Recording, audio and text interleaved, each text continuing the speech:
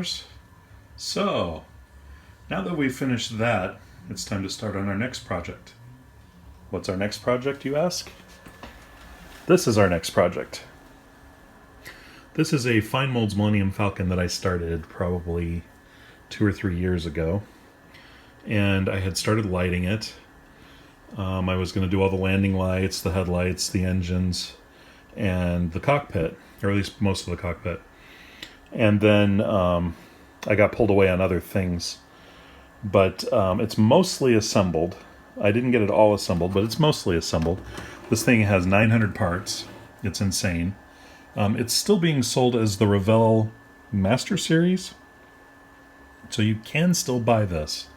The detail on it is just absolutely insane.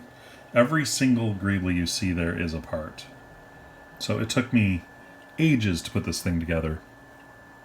And you're sitting there with model glue and you just you're sitting there with tweezers and model glue with these little tiny parts, putting them on.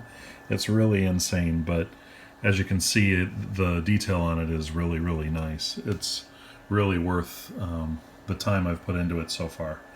I can't wait to finish it because it's just a neat kit.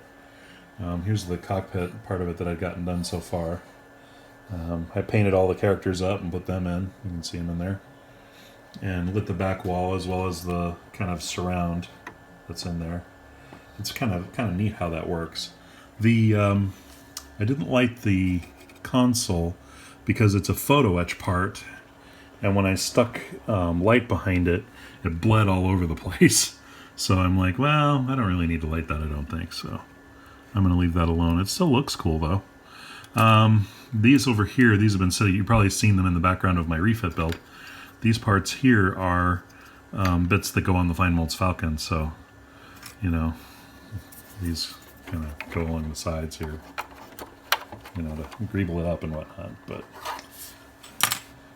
here's one of the docking rings, and this part right here is the engine, kind of the engine housing. It has an engine grill that goes over the outside. It's not really designed to be lit, even though, you know, you can. So what I did was I got it all set for lighting back here. Actually, I put in these landing lights. This is when I quit building it. I put in all these landing lights here, but then when I went to put this thing in, I realized that the landing lights were inside and they were taking up all the space that this thing is supposed to take.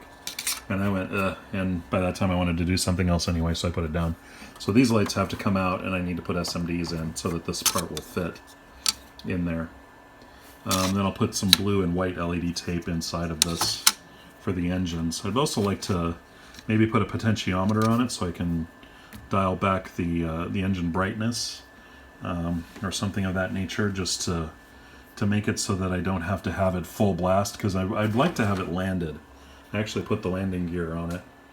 I kind of liked recently. I live only about 30 minutes from Walt Disney World, and Galaxy's Edge just opened right before the pandemic, and so I've seen the Millennium Falcon sitting there, and it has its engines lit even though it's just sitting there, and they're on really dim, and I thought that was kind of a neat look for it. So I thought it'd be cool to be able to turn them up or turn them down depending upon, you know, what was going on. So I do not think it will take very long to build this kit, mostly because most of the hard work's already done.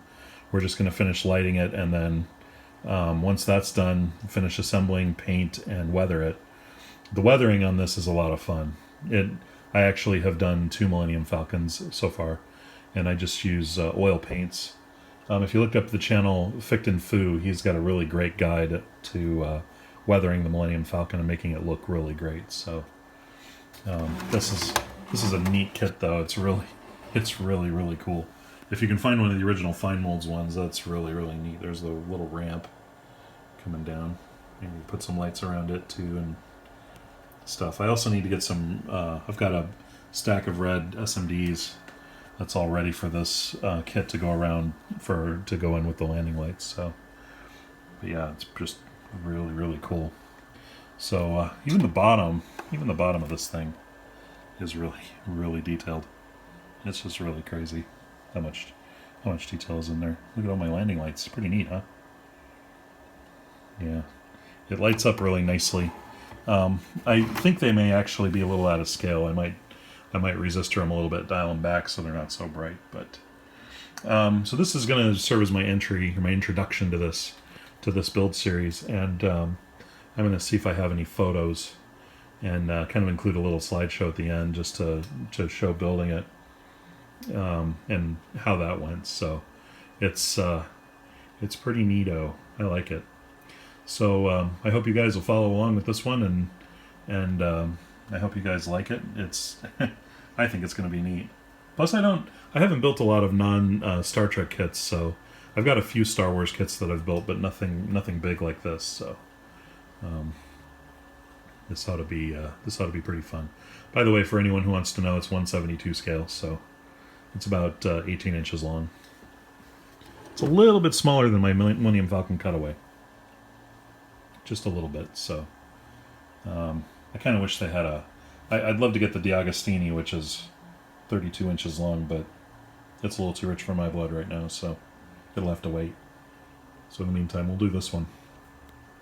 So hope you guys follow along, hope you enjoy it, and as always, take care and happy modeling.